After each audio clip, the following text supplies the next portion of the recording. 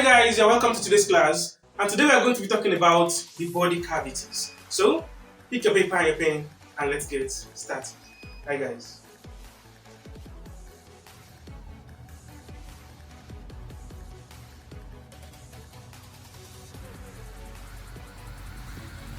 Yeah, welcome back. Now, we said we are going to be talking about the body cavities. Body cavities. Now, what is the meaning of that? I'm very sure that we all know the meaning of body. But what about cavities? Cavities actually means hollow spaces. Hollow what? Hollow spaces. So body cavities are hollow spaces within the what? Within the body. Now, these body cavities, it is divided majorly into two. So the first one is called the ventral cavity. The ventral what? Ventral cavity. And the second one is called the dorsal cavity. The dorsal what? The dorsal cavity. Now, what is the meaning of that? We've trashed out the meaning of body cavities. Now, what is the meaning of ventral cavity? The word ventral here actually means front, which is anterior, which means the cavity, the ventral cavity is actually the cavity of the body that is located in the frontal part. So, while the dorsal cavity is the opposite, the word dorsal also means posterior, which means back. And those are the positional terms we talked about in our last section. Now, this dorsal cavity, they are located at the what? At the posterior back, at the posterior part of the body, rather. While the ventral are located at the where? At the anterior part of the body. Now, what are those ventral cavities? What are those? The dorsal cavity as well. The ventral cavity, we have three. And the acronym for that is TAP. Your TAP is T, A, and P. So the T is thoracic cavity. Thoracic cavity. And the A is abdominal cavity. Abdominal cavity. And then the P is the pelvic cavity. So these are the three cavities under the what? Under the ventral cavity. Now, if that be the case, what are the cavities for this dorsal cavity? So what are the cavities that are under it? We have just two cavities. So the first one is called the cranial cavity. The cranial cavity. And the second one is called the vertebral cavity. Vertebral cavity. Now, these are the divisions of body cavities. So a quick recap. So you don't have to cram this. What you have to know is that the body cavities is divided into two. And that is the frontal one and the posterior one. So the frontal one is called the ventral cavity because ventral also means anterior. While the dorsal one is called the what? The posterior cavity. So, and this anterior cavity, it has other cavities under it. And the acronym is TAP. So it is thoracic, abdominal, and pelvic. But for the what? For the dorsal cavity, we have the cranial and the what? And the vertebral cavity. As simple as that. Now, if that be the case, what's the meaning of all these cavities? Now, let's start from this thoracic cavity. Now, let's assume that I am a specimen in anatomy. My head and my neck. So if you take that out, my arms out as well. So out as well. What are you going to have next? You are going to have everything right here. And then to my what? To my two legs. Now remove the two legs too. What are you going to have?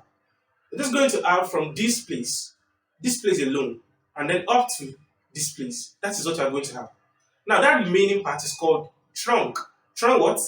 It is called the trunk. And now let me quickly draw that so you can understand later. So I said if we have someone like this,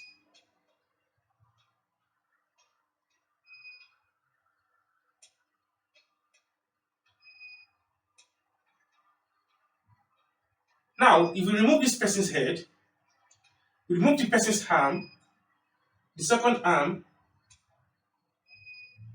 so we remove the leg and then the second leg. So all these things we are going to have is called the trunk. So it is called the what? The trunk.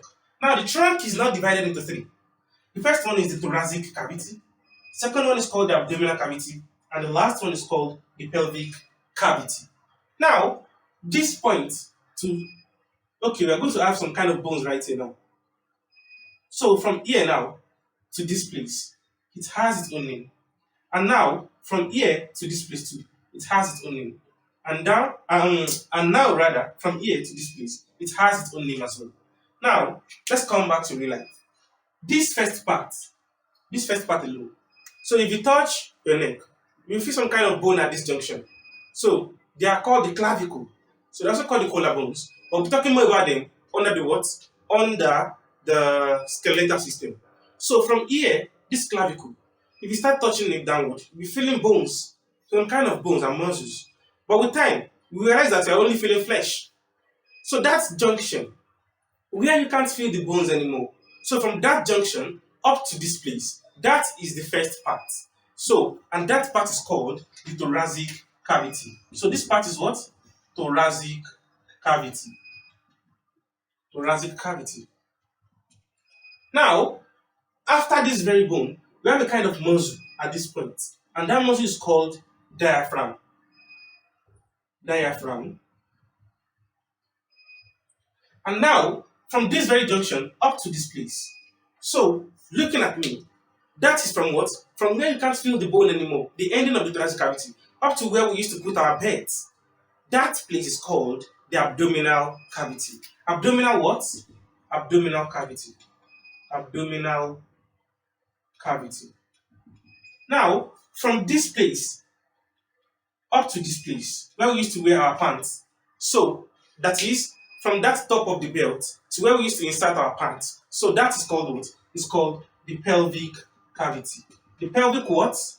The pelvic cavity. And now, that is just the understanding using this diagram. So from here, this clavicle, up to where you can't feel your bones anymore. So where you're going to be feeling flesh alone now, up to that junction, is called the thoracic cavity. And at that junction, there is a structure there dividing this thoracic cavity from the next cavity. And that structure is right here called the diaphragm. And now, this place from that diaphragm downwards to where we used to insert our bed, that is called the what? It's called the abdominal cavity. And the last part is from our bed to where we have to pull our pants. So that is called the what? The pelvic cavity. Now, let's say in an examination condition, you have to describe the body cavity. What are you expected to talk about? Each of these cavities, you are expected to talk about two things. The first one is what I call the structure in relation. Structures in what? In relation. What's the meaning of that? When I clean the board, I'll tell you more about it. And the second one is the organ they contain. So organs, they what? They contain. So these two things are what you're expected to talk about. Now, I'll clean the board and start talking about the thoracic cavity. So, stay tuned.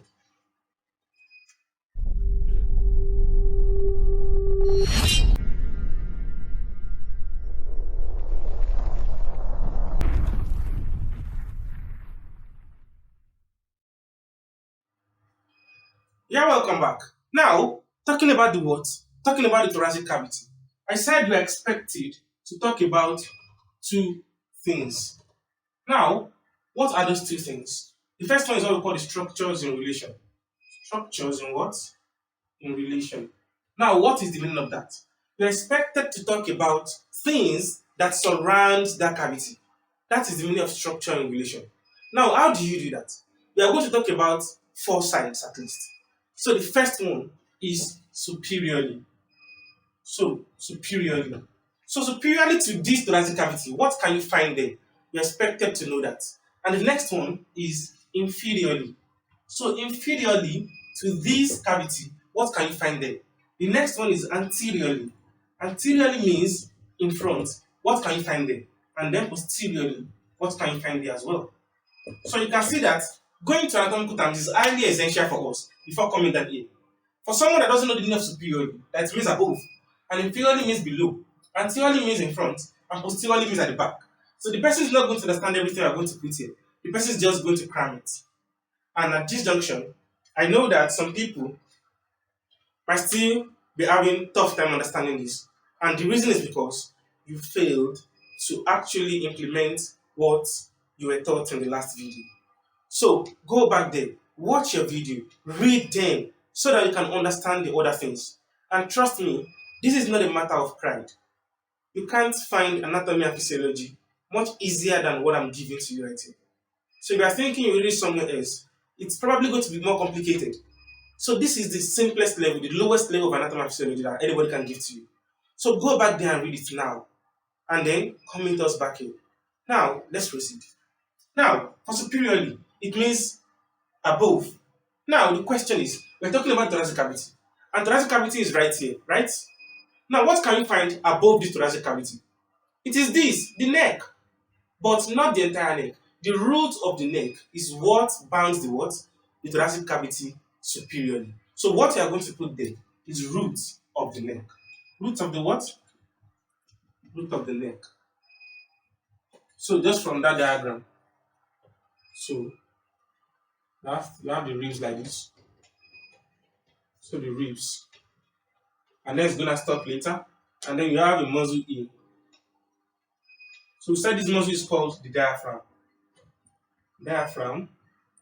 So here the neck is supposed to be here. That's why we call this the root of the neck. The root of the what? The root of the neck. So these ribs, they are going to be connected with the bone right here. So this is just a sketch, not the real diagram. So that bone is called the sternum. The sternum. So now back to where we are. Now, inferiorly now, which means below. Now, if this is thoracic cavity, below it, what do you have here? It is this diaphragm. So from here, if you keep on touching, we won't find any bone again. And at this junction, we have what? We have some kind of muscle there called the diaphragm. So inferiorly, we are going to put a what there? The diaphragm. Now after that, the next question is what? Is anteriorly. What can you find there? If you do like this, everything you are touching is located anteriorly to the what? To the thoracic cavity. So what can you touch? You can touch this bone, sternum. So you can put a sternum there first. Sternum. And after that, what can you find there? Those bones that I told you are going to be feeling. So they are called ribs. They are called what? The ribs. Ribs. So you put it there too. The ribs. And after that, what else can you find there? Anteriorly, these ribs, they have spaces between themselves. You can see if this is rib 1 and this is rib 2. You have a space right here. If this is rib 2 and this is rib 3, you have another space right here. Now, what is the name of those spaces? Now, if you see the word between, the word inter rather in anatomy, it means between. And whenever you see the word ribs, rib means costal. They used to use costal to denote it. Now, go and put this at the back of your page. I told you about. So the anatomical position of the terms. So write it there and their meaning. Rib means costal. Inter is relating to, as in, it is related to between. Sure you get that. Now, the name of these spaces between these ribs is called what? Intercostal space. Or spaces. As simple as that. Which means spaces between the ribs. I hope you get that. So apart from that, you can add intercostal muscles there as well. So you are still right. Intercostal cartilage 2, correct. So that is that about anteriorly. Now posteriorly, which means at the back. So this is my anterior part, right? Now posteriorly, at this thoracic cavity, this thoracic region, what can I find there? The fact is that the word thoracic cavity is actually gotten from some series of bones of vertebra called the thoracic vertebra. Thoracic what? Vertebra. And because this cavity is in front of thoracic vertebra, that's why they call it thoracic cavity.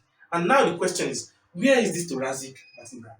The thoracic vertebra is the upper part of the backbone, so located behind the what? Behind this thoracic cavity. It means this point now, if I turn my back, that backbone that is located at this section is called the what? The thoracic vertebra. Which means posteriorly, you have the thoracic vertebra. Thoracic what? Vertebra. And now the thoracic vertebra is not the only thing that forms the what? That forms the posterior wall of the cavity. We have other things such as muscles. So you can write that by saying muscle, or you say and muscle forming the posterior thoracic cavity. The posterior thoracic cavity. As simple as that. So you are done with your what? Your structures in relation. Now the next question now is what? Is what does it contain? So the thoracic cavity, it contains series of organs and membranes, and even some other cavities are still found within it. So what are those things? We have the heart, we have the right lungs, we have the left lungs. So before that, let me start explaining some things. Now, how do you know what your thoracic cavities contain? Just imagine that you're in a kind of scenario where you're actually frightened. When you want to fight someone and you're like, hi, now, why doing this? What are you going to be feeling? Your heart beats because you are a liar. You're actually afraid, but you want them to think you are strong. And then be beating your chest, hi, something. And then be feeling your heartbeat. You come faster. That will tell you that what? Inside this cage, you have your heart there. So that's how I go to remember the word heart. And what about these right and left lungs? After that, what's going to happen to you? You will realize that your breathing starts increasing because you're getting afraid. So now, the question you should ask yourself is, if you are breathing and air is going in, it must be going in some kind of pouch. And that pouch is called the lung. So we have two pouches, two lungs. And that's going to lead to the next thing. We have the right lungs and the what? And the left lungs. Now, don't you think if this thing is actually getting um overworked, don't you think it can explode? Yes, it can, but it won't because there's a membrane covering them. A membrane covering the heart is called pericardial cavity. Peri what? Pericardial cavity. Now the question is, why? The word peri, go and put this down at the back of the page. The word peri means surround or around. And the word card here means the heart. So if you say pericardial cavity, it means a cavity that surrounds the heart. So that's part of those things we find in your what? In your thoracic cavity. Now for the lungs, the right and the left lungs, they're also covered by what? By what we call the pleural cavity. Pleural what? Pleural cavity. So a quick recap. What it contains, we have the heart, we have the right lung, we have the left lungs, we have the pericardial cavity. That is the cavity that's that surrounds the what? The card, the heart. Then we have the what? The pleural cavity that surrounds the what? The lungs. Now, I would like to quickly bring just a short diagram to that junction. Now, if air is rushing in into the what? Into the lungs, it has to pass through some spaces, so some other spaces as well before it reaches the lungs. Now, we have the heart at this junction. Don't ask me why. When we read there, you understand.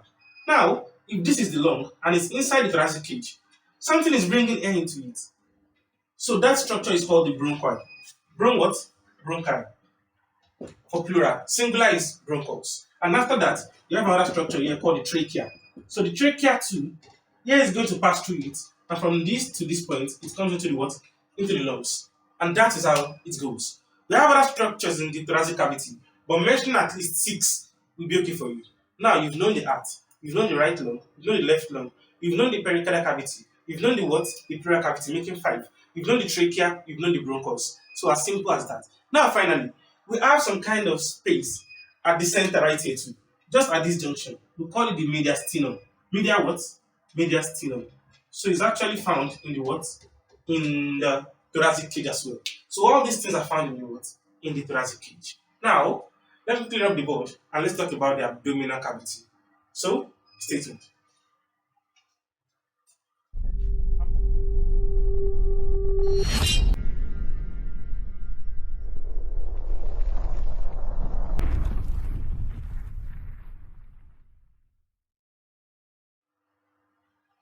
Yeah, welcome back. Now, let's talk about the abdominal cavity. Abdominal what? Abdominal cavity. Now, as I've rightly said, we said the abdominal cavity starts from where? It starts from this place where you can't feel these bones anymore because the bones demarcated to as a cavity. And then to where? To where we pull our beds. So that is what? The abdominal cavity. Now, I won't really write much on this, but the first thing you should do now is what? The structure angulation. Talking about superiorly, then inferiorly, then what? Anteriorly, and finally posteriorly.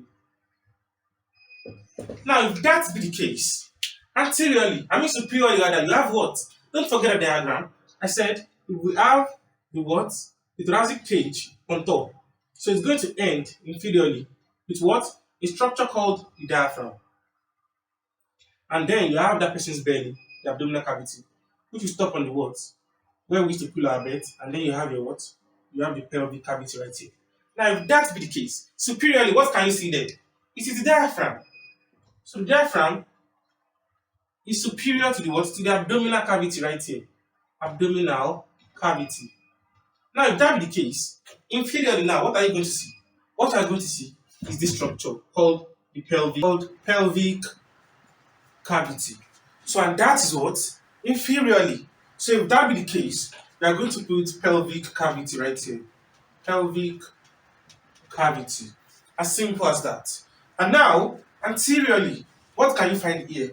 So I've told us that this what? This abdominal cavity is actually from this place to where we used to pull our beds. So if you touch the anterior part, the frontal part, you won't see anything more than this flesh and the muscles underneath. So it means what I'm going to put there is the muscles forming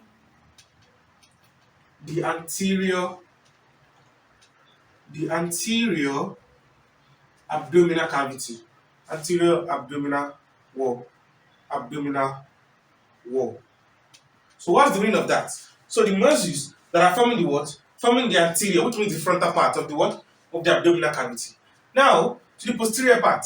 So we're talking about the thoracic cavity. We said some set of vertebrae are right behind it. So something occurs to this place as well. We have some vertebrae right here called the lumbar vertebra. Lumbar vertebra. Lumbar vertebra. And then you can add the opposite of this. And you can say the muscles forming what now? Forming, not the anterior now, but the what? Forming the posterior abdominal wall. Posterior abdominal wall. As simple as that. Now, what about the organs that it contains? It contains organs like the stomach, spleen, we have the kidneys, liver, intestine, both the large and small, pancreas, so etc. And that is that about what? The abdominal cavity. Now let's talk about the pelvic cavity. So I'll be right back.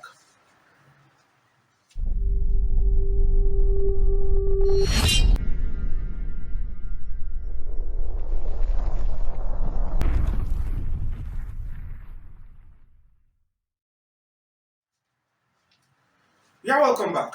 Now talking about the pelvic cavity. The pelvic cavity. So the pelvic cavity is actually the last portion. So from the diagram we've been using for illustration. So the pelvic cavity is the last portion right here. If that be the case, superiorly to the pelvic cavity, superiorly, you are going to have what? You are going to have the abdominal cavity. It is continuous with the what? Abdominal cavity. And inferiorly now, which means below it, inferiorly, you will have the what? You will have the pelvic floor. So the pelvic what? The pelvic floor. And now anteriorly, which means in front, you have what we call the groin and the pubic symphysis. So the groin and the pubic what? Pubic symphysis. So leave this for now. We'll explain to you later. I'm talking about the skeletal system. And posteriorly, we have the coccyx. So coccyx is a kind of bone, but just part of the backbone as well. So we call it the coccygeal bones as well, or the coccygeal vertebra. So after that, we are going to talk about the structures found within this pelvic cavity. So we have the structures like uterus, the vagina, the cervix, we have the urethra, we have the bladder, so etc. So that is that about the what? About the organs it contains. Now, you will realize that if I'm going to complete the diagram as the trunk, I will have to add the ribs and then the diaphragm right here now. So this is the abdominal cavity, and this is the pelvic. You will realize that it is very easy to do what? To demarcate the abdominal cavity from this thoracic, because there is something demarcating them, which is the what? The diaphragm. But it is not easy to differentiate between the abdominal cavity and the what? And the pelvic, because there is nothing separating them. And because of that, they used to combine these two cavities together in a topic called abdominopelvic region. So let's see how that one goes. So I'll just clean the board and we'll talk about the main abdominal pelvic region.